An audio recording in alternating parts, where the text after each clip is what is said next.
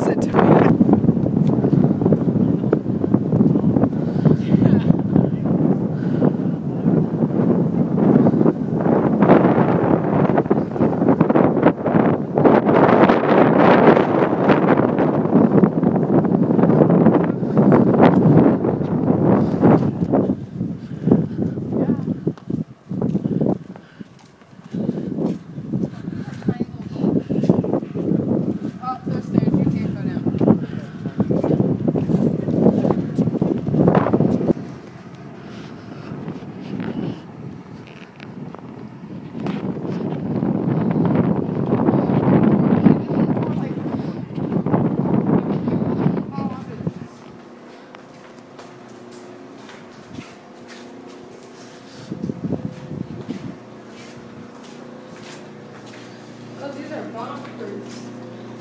Go down there and read it. The arched chambers on either side of the sally ports are identical bomb shelters for the fort's soldiers. They were built immediately after the bombardment of 1814, when it became obvious that such places were needed. Fortunately, Fort McHenry was never shelled again, and the bomb-proofs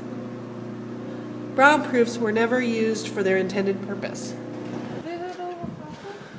Yes, some of these are barracks, some of them were hospitals.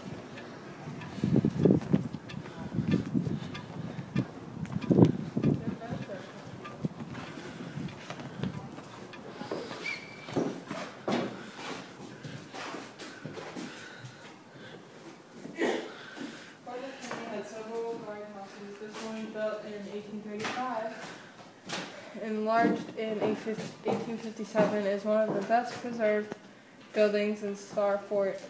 Soldiers on duty in this room guarded military offenders in the adjacent cells.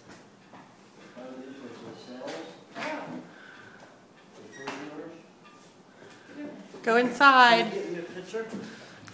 Take a picture with the iPad. I'm doing videos for your movie. During the Civil War, Fort McHenry served as a transfer point for Confederate prisoners of war, most of whom were kept in buildings and stockades outside the Star Fort. High security prisoners were locked up here. In the city, civil rights were suspended at times. During the turbulent war, the citizens expected attributing to the rebellion.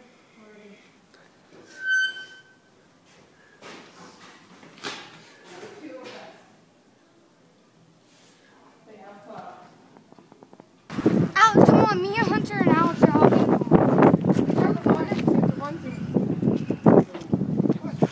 on, Alex.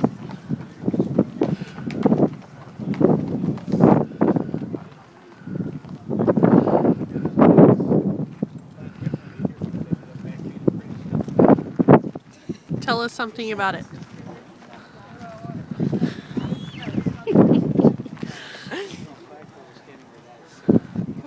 Barn thing? Yeah. Or are we like, oh, that's an exit. What else do you want to go in? Watch your mouth. On land, the British commander canceled the bayonet attack and ordered a withdrawal. The Battle of Baltimore was over.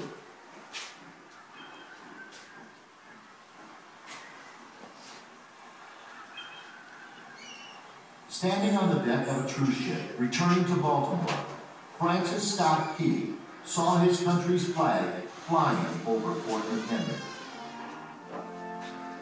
Baltimore had been saved.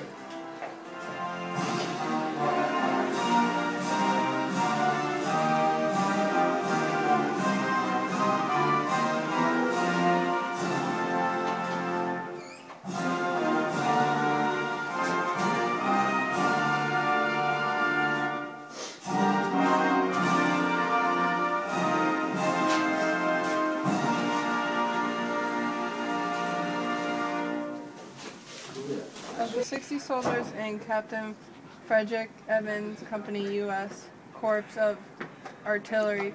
16 soldiers occupied this room, sleeping 4 to a bunk. To enhance an esprit de corps, the color yellow signifies the artillery service was used on the wood trim and on the soldier's uniform. The soldiers whose names were inscribed on the bunk served for 5 years, or the duration of the war, receiving $8 per month. Wow, $8 a month. Man, that's like pennies a day. Oh, these are my cots. This is what they slept on, man. Where's the names at? Well, these were made again, probably. Well, they But should. they were probably right here. I figure probably 2 people slept in these. Yeah, 2, 4, 6, 8, 10, 12, 15, 16. And upstairs, but we don't see. I want to go upstairs. Actually, it's upstairs.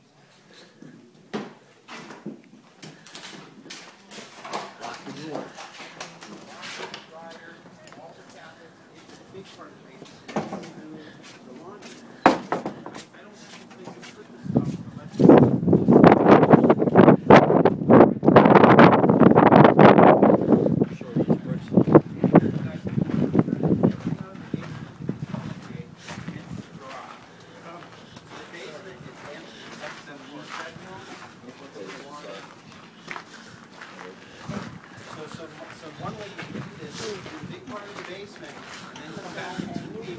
In 1814, a soldier's ration included beef, salt pork, bread, and liquor.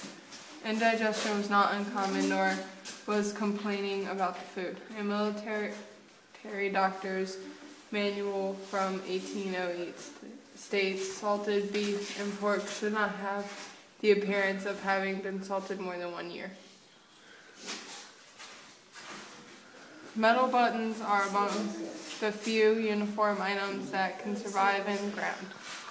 203 buttons were recovered in the 1978 field digging alone.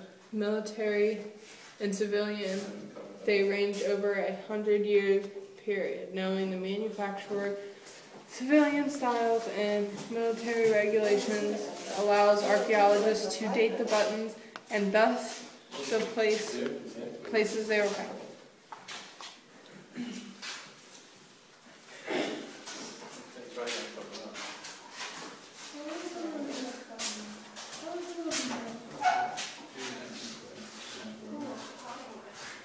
Over the ramparts we watched, archaeologists have found the original ramparts of 1814, dated by the discovery of period military uniform buttons and texture of the soil. Why don't you record that? Go. Start here. Where did the Star-Spangled Banner fly in 1814? For a long time, the answer was unclear. Images in the 1814 fort gives hints of it, but no definite answer. In 1803, maps show the flagpole was near the Saudi port, but in 1839, maps places it on one of the points or basins overlooking the water. In 1958, archaeologists explored the area around the Saudi port using the 1803 map for guidance.